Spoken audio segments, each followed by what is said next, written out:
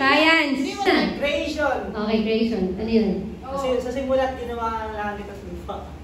Creation of the Genesis. Okay, Genesis yun. Okay, Ako po, sa'yo. sabi mo na pa kayo, let there be light and there was light. Naku, creation na yun eh. Sabi niya po, Genesis Genesis 1:1. 1:1. Sige, pagbigyan natin. Yung pag-build ni Noah ng ark. Ano yun? Paano naging science? Physics. Wow, physics. Physics ba yun? Kung paano niya nawin yung laman ng one. Oo, tama. Amen. Okay, ang science ba physics? Opo. Alin sa physics yun? Yung Diba? time. Yung atom sa dagat, ano yung Okay. Paano yung pinagbawal ng baboy kasi dirty yun? Tsaka yung sa Ano? Kasi healthy. Sige. Okay, Hindi nga yun healthy yung baboy. O diba? It's not healthy. The pig. Health yun. Paano yung health yun? Nutrition! Yung organs mo, So, hindi health, science yun. science po yan, napag-aralan Okay. ko na. Voice mo na. sa ika-6 na araw, nilikha ang tao. Creation! Organ, utak, puso.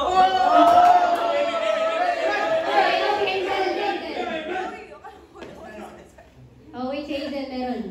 From 36:27-28, for he throws up the drops of water, they distill his mist in rain, which is skies pours down and drop on mankind abundantly. Yung process called evaporation. Ang galing ah. Ano po, yung kinain po si Jonah na malaking kwan. Science yun, marine biology. Sige, meron pa? 10. Nung ginawa po si Eve sa tadyang po ni Anatomy.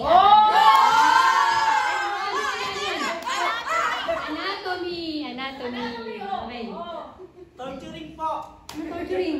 Ano yun? Science doon. Healthy yun. Ano? Yung ano po, yung pinakalma ni Jesus yung storm. Ano yun? Weather. Weather.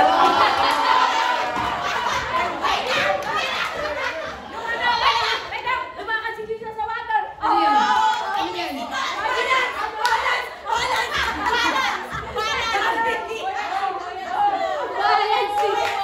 Okay, galing na. Meron pa? Si Pablo, yung kumanta siya, nagkaroon ng lindol sa may ano. Tama. Sa puno! Sa gaya namin, botany! Botany! Ano puno yan? Anong puno? Botany, buto. Anong puno yun? Botany. Buto. Anong buto? Apon. Apple na. Hindi apple yun.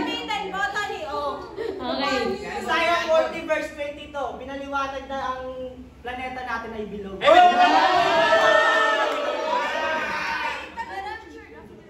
Dami ng science ah. Si ano? Pablo. Nabulad sa liwanag. Oh, tama na kapag Ano yun? liwanag. Anong science yun? Sa mata, pupil.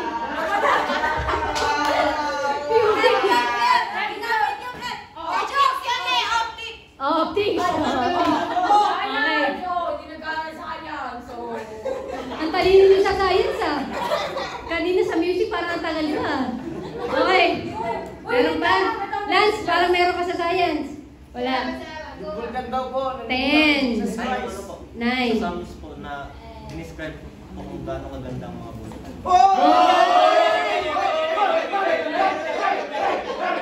Okay. Okay. Ano po? Meron pa? Di ba po yung mustard seed? Mustard seed. Binanggit po dun sa Bible na yung kung meron daw tayo yung faith na kasiliit ng mustard seed. Ibig sabihin, nag-aaral si Jesus ng botany. We can move. Hindi, we can move mountains. Kahit anong faith lang. Okay. Nag-grow. Oh, next. Meron pa? Kailangan nila mag-mummify sa tao. Ano yun? Jeep. Saan? Mummify. Ano verse? Sige si Albon. Naisip pang bato. Jeep. Nakalimutan. Yung ginawa niya si Lazarus kasi dahil sa, alam niyo na, Wala pa. Kalma kayo kasi ha. ginawa niya si Lazarus na naging patunay na insights na bubuhay. Ay, may mga cheerer ka. Oh. Sorry lang, hindi mo intindihan. Tower of Babel. Oh, may anong basics doon? Para hindi ba matumba? Tumba eh. Para hindi ba mataas yun? Para hindi matumba.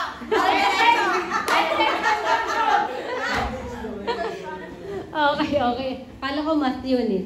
Hindi po may basics na. Egypt po yung pyramid. Meron pa kayo? Egypt, science. Bili, meron. Kasi sila ulit ang magpuntos. 10. Egypt po, Yung ano po, Egypt. yung mga Egypt, Israelites po Aristotle. nung naging slaves po sila para gumawa ng statue po. Yun nga. Gumawa ng statue. So, ano yung science? Anong science yun? Physics ulit? Statue? Yes. Oh, physics ulit. Saan kayo doon? Wala na. Psalms 19 verse 1, pinapatunayan ng Panginoon na siya'y gumawa ng mga heavenly bodies. Ayos ah. Oh, meron pa. Wala na. Basta kami. 10. Sampung salot. Ano yun? Tapos Yes, na. sa Yung pusano ano, po. yung mga, yung nag-iba yung weather. Pabula ng yellow.